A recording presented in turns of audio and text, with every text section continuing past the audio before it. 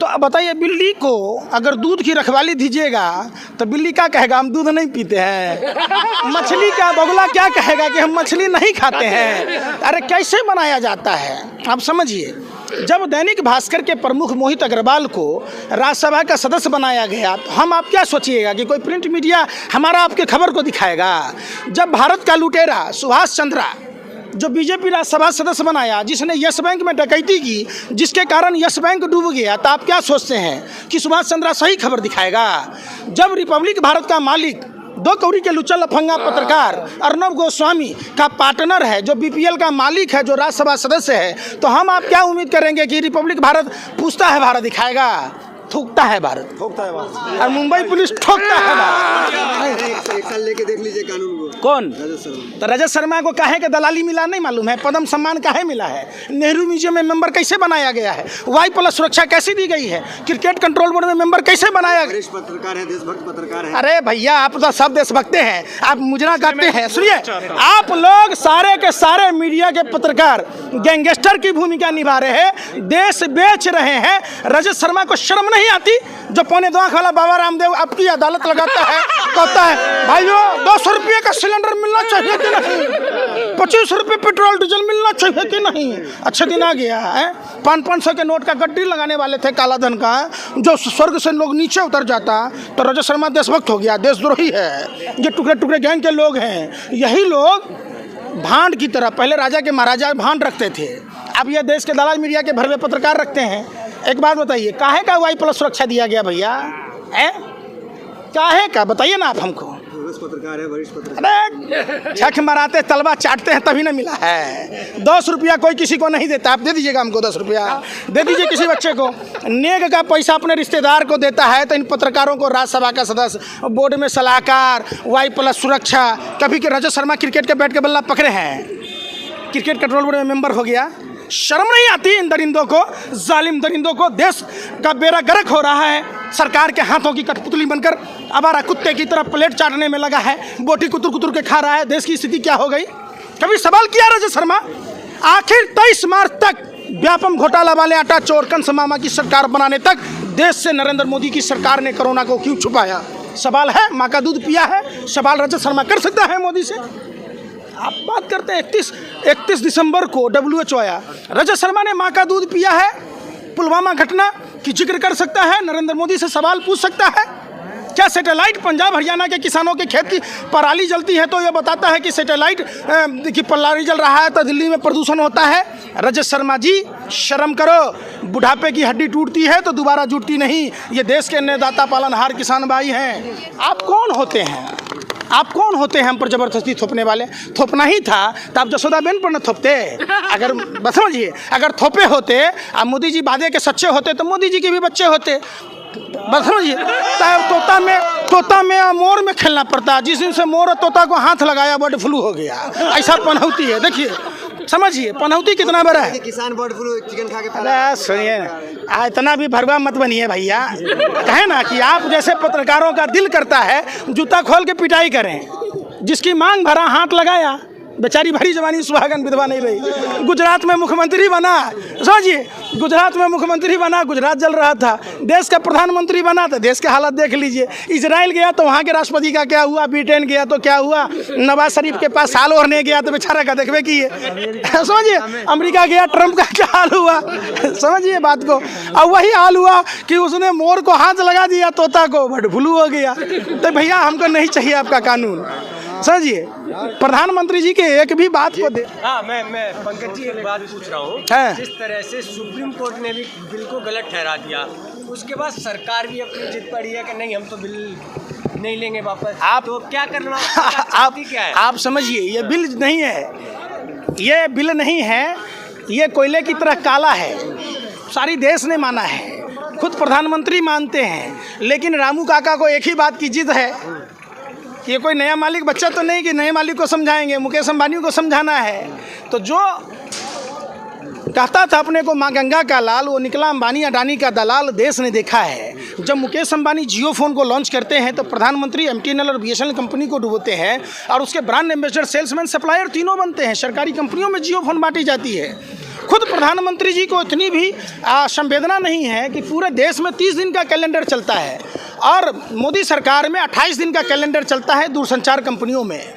आप समझिए, आप यानी 27 दिन में रिचार्ज कराइए और उन कंपनियों से चंदा ले लिया, पार्टी का कार्यालय बना लिया, 1000 कार्यालय बना लिया, और भी कार्यालय बनाने हैं देश में, एक भी अस्पताल नहीं बनाया, एक भी स्कूल कॉलेज नहीं बनाया। एक बात बताइए, जब लाइफ टाइम वैलिडिटी है तो कंपलसरी 49 रुपये का रिचार्ज कराना जरूरी था।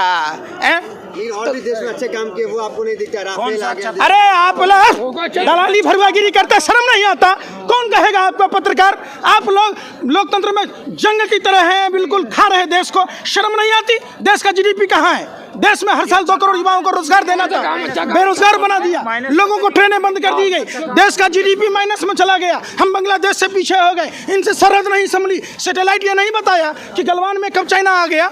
आप लोग इतने बेशर्म और निर्लज हो गए। काहे के लिए पत्रकारिता करते हैं? आप लोग घगड़ा चोली पहन लीजिए, ठुमका लगाइए, चौचराहे पर नाचिएगा, 2-4 रुपये लोग फेंक देंगे। कानून समझ के प्रधानमंत्री लगातार प्रयास कर रहे हैं, कक्ष में जा रहे हैं, हर जगह लोगों को समझा रहे हैं, उनके प्रवक्ता समझा रहे हैं। अरे कौन संदीप पात्रा?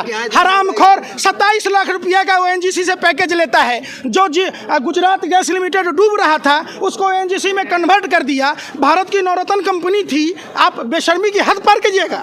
वही संदीप पात्रा 27 लाख रुपया का ओएनजीसी से फ्री का पैकेज लेता है और बुलानी के नाम पर मकान लेके रहता है। फ्री का खाने वाला 12 हिंदू राव में था। उस महिला के साथ क्या हुआ? आप कभी पूछा सवाल?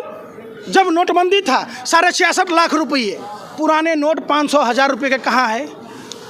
कितना बेवकूफ़ी वाली बात कहते हैं। 1500 का नोट बंद कर दिए, 2000 का नोट चालू कर दिए, कहते भ्रष्टाचार खत्म हो जाएगा। जो आदमी आपने कहा समझ नहीं पा रहा है। अकेला एक जसोदा बेन को नरेंद्र मोदी जी को समझाना था, जिसके मांग में सिंदूर भरे, उसकी मांग नहीं पूरी कर पाए, जिसके साथ अग्नि के साथ फेरे लिए, 7 जन्म जीने मरने की कसम खाई, जब उसको नहीं समझा पाया तो 130 करोड़ 35 करोड़ सेवा के लिए न छोड़े, घर छोड़ दिए, परिवार। अगर आपके पिताजी देश सेवा के लिए आपकी माँ को छोड़ दिए होते तब होते। समझिए, हिंदू धर्म में पहले बात समझिए। ये सब बात है, सुनिए, पत्रकारिता करते अच्छा नहीं लगता है ये सब बात।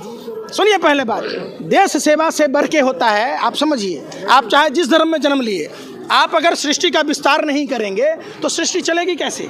अगर सब आदमी सब कन्याओं से शादी करके छोड़ दे तो हमारे देश की माँ बहनों का क्या होगा? आप समझिए। आप अर्ज किया है, तबाह होकर तबाही नहीं दिखती है तो अंधभक्ति है साहब, इसकी कोई दवाई नहीं बिकती। आप जसोदा बेन जी के पिताजी से मिलिएगा, पूछिएगा कि आपके बेटी को भरी जवानी मोदी जी ने न सुहागन छोड़ा न विधवा, घूट घूट कर मरने को विवश किया देशभक्ति में। कितना बेशर्म है आप।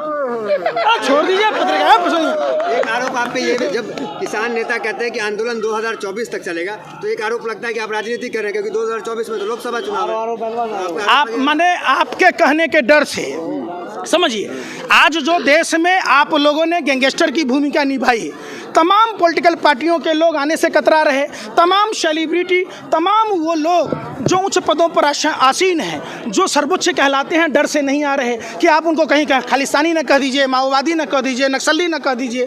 तो आपके कहने के डर से हम आंदोलन नहीं कर रहे हैं। आप यही कहना चाह रहे हैं। ये अधिकार आपको किसने दिया? आप बताइए। सुनिए, चंद मुट्ठी भर लोग, आप पत्रकार और नेता, सरकार में बैठे जो लोग हैं, ये कैसे तय कर दीजिएगा कि आपको किसने अधिकार दिया कि आप हमको आतंकवादी कहिए, टुकड़े टुकड़े धर्म? कानून तो वापस हो गया ना। अरे फिर वही बात, वापस हो गया। 50% बात मान ली, 50%। आप क्यों माने? इसका मतलब आपने भी स्वीकार किया ना कि सरकार हट गई, आप भी हट जाइए। अरे हम कहते हैं पूरा का पूरा कोयला की तरह काला है। अन्ना हजारे ने भी कहा, पूरा देश का किसान कह रहा है, तो आपको काहे के लिए जिरियाल हैं? आप 2 रुपया के मास्क बांटने की आपकी औकात थी? नहीं थी। आपको 200 रुपया टिकट देने की अगर मजदूरों को औकात होती तो माताएं बहनें सड़कों पर बच्चों को जन्म नहीं दे रही होती। सड़कों पर बैल बनकर आदमी नहीं चल रहा होता। 55 डिग्री 60 डिग्री टेम्परेचर में लोग नंगे पाँव घर में। आपको तो 2 रुपया की औकात नहीं थी। आप आ गए यहाँ पर भरवागिरी करने, सरकार की दलाली करने। शर्म कीजिए। आपने मास्क देश में किसी को फ्री दिया? आप पीएम केयर फंड में पैसा लिए, अकेला 1500 1 करोड़ रुपया टाटा ने दिया था, आप मास्क को बांट देते हैं। समझिए, आप पत्रकारिता करते हैं, इतना भी बेशर्मी मत कीजिए। सरकार से सवाल पूछिए ना कि स्लीपर बोगी में अगर ट्रेन चलती है तो कोरोना होगा, बसों में कोरोना नहीं होगा, लेकिन अगर यहाँ आदमी आ गया तो कोरोना होगा। पत्थर पूजने से अगर कहीं भगवान मिलता तो मैं पहाड़ पूज लेता। अगर मास्क लगाने से कोरोना भाग जाता तो मैं पूरे शरीर में तिरपाल बांध लेता। समझिए बात, आप बरगलाइए मत। लेकिन इस आंदोलन की वजह से 35,000 का नुकसान हो रहा है डेली का, करोड़ का, वो आप नहीं देख रहे हैं। आप जैसे पत्रकारों को मन करता है जूता खोल के मारूं। समझिए, पूछे क्यों? सवाल उठता है इसलिए, जब WHO ने 31 दिसंबर को कहा तो आपने दिल्ली के चुनाव कराए। दिल्ली चुनाव में रंगाबिल्ला प्रॉपर्टी डीलर ने पर्चे बांटे। फरवरी में नमस्ते ट्रंप की गई। समझिए आप, ट्रंप की गुलामी की गई।